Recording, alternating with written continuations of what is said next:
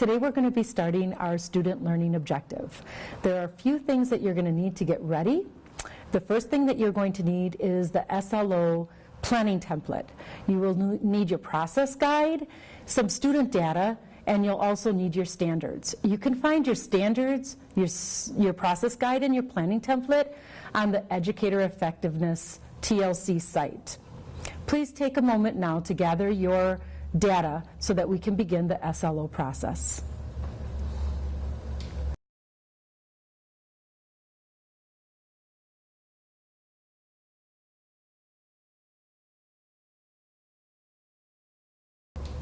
Okay, so now that you have your data, let's take a look at it. When I was doing my student learning objective, one of the things that I realized was that the data, the student learning objective actually evolves from the data. So we need to look at the data. We need to make sure that we have multiple sources that say the same thing. So as I considered mine, I thought about what the data told me about the skills that my students were at. And I had to come up with an assessment that it could be replicated 2 or 3 times throughout the year so I could target growth. So as we consider the baseline data and the rationale for our student learning objective, assessments like Smarter Balance might come into mind. And although Smarter Balance is good for looking at trends and patterns, it may not be the best assessment to gauge student progress throughout the year. So I would recommend assessments such as PALS, MAPS, DIBBLES, classroom assessment based on standards, authentic assessments, classroom assignments, things like that, that will allow you to gauge where the students are currently, what proficiency level are they currently, and where do you want them to go, and an assessment that will be able to track that progress. As I consider my data for my students, I noticed during the MAPS assessment that the students were really showing low proficiency scores on informational text and using informational text to support their opinions and ideas. Therefore, I did some pre-assessments just to make sure that the MAPS assessments and results were concurrent. Therefore, that's the baseline data I'm choosing. I'm choosing my pre-assessments from the beginning of the year, supported with the evidence found on the MAPS test.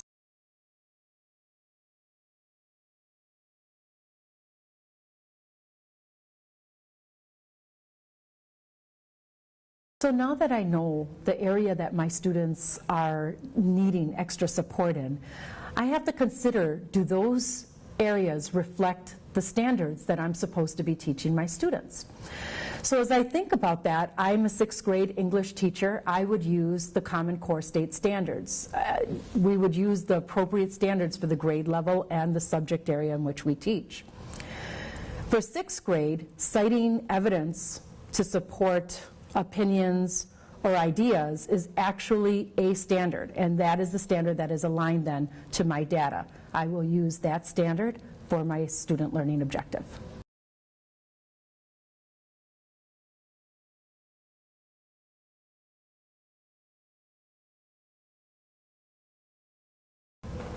So now that we've considered our baseline data and our rationale, and we've aligned it to our standard for our content area, our grade level, now we need to consider the student population that the data states needs that support. So for my analysis, when I looked at my MAP score and my pre-assessments, I found that 80% of my students needed more support in providing informational text to support their ideas and their opinions. Therefore, that 80% of the students will be my target population. Your target population does not have to consist of your whole class. However, there should be a solid rationale as to why you're selecting a subgroup.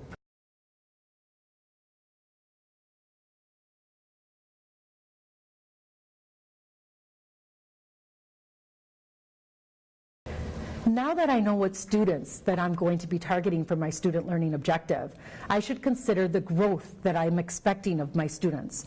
So I can consider 2 models. There's the attainment model, which stipulates that regardless of where the students started in the beginning of the year, they're all going to end up at the same level. Or I can look at a growth model, which states no matter where they started, they're all going to grow and continue growing. If I have an attainment model, and I state that all my students will meet proficiency, the students that are at proficient or at basic may not need to grow very much, where the students that are at a minimum level may have a long way to go. However, on the other hand, if I use a growth model and I say all the students will grow at least one proficiency level, then all my students have the opportunity to show growth regardless of the proficiency level that they started at. Consider your target growth for your student population.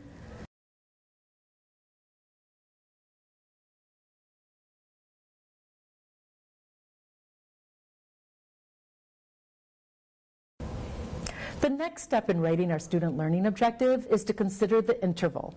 The interval is the time that you have that student or that group of students within a school year. For example, elementary teachers have their students from September to June, so their interval will be for the entire year.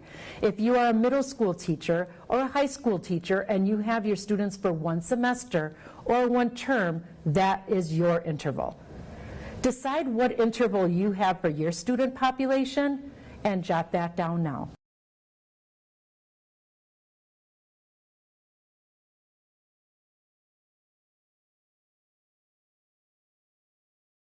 Along with the benchmark assessments that we have determined we're going to use for the beginning, the interval, and the end of the year assessments, we also should consider formative assessments and other evidence sources that we will use throughout the year to help us decide on student progress and help us consider whether we need to shift or change or be flexible in our instruction and our strategies. I will use, as I consider my students, quizzes, classroom assessments, running records, their portfolios for 6th grade. I also want to make sure that my assessments are objective and that they're using specific rubrics that can gauge the students and to help me understand where the students are struggling with and where the students are meeting progress.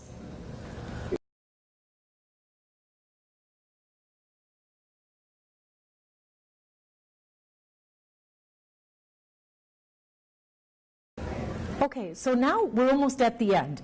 We've talked about our baseline data. We've talked about how it aligns to our standards and our for our grade level and our content. We discussed the student population. What is our group of students that we're going to be working with? And what is the growth that we're looking for? And for how long are we going to be working with these students? So now it's just a matter of taking that information and making a SMART goal out of it. So remember, SMART needs to be specific, needs to be measurable, attainable, it needs to be results-based, and time-bound. So with that, I'm going to give you an example of a SMART goal. For example, by May of 2015, 16 of my 32 students, or 50% of my students, will improve at least one writing proficiency as determined by the district's 6th grade writing rubric as they focus on supporting ideas with evidence from informational text.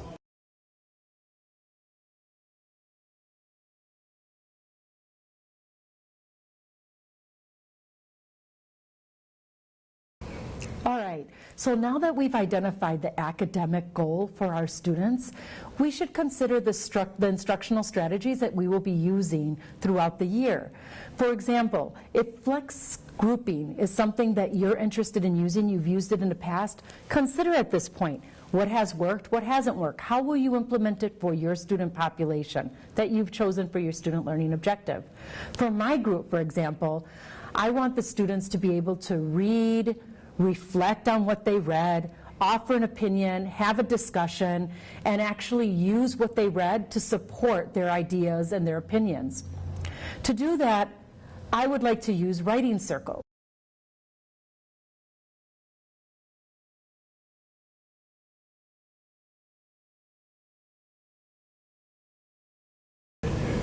So congratulations, you have completed your student learning objective. If you need any more support, please feel free to contact your school support teacher or the EE office. Thank you.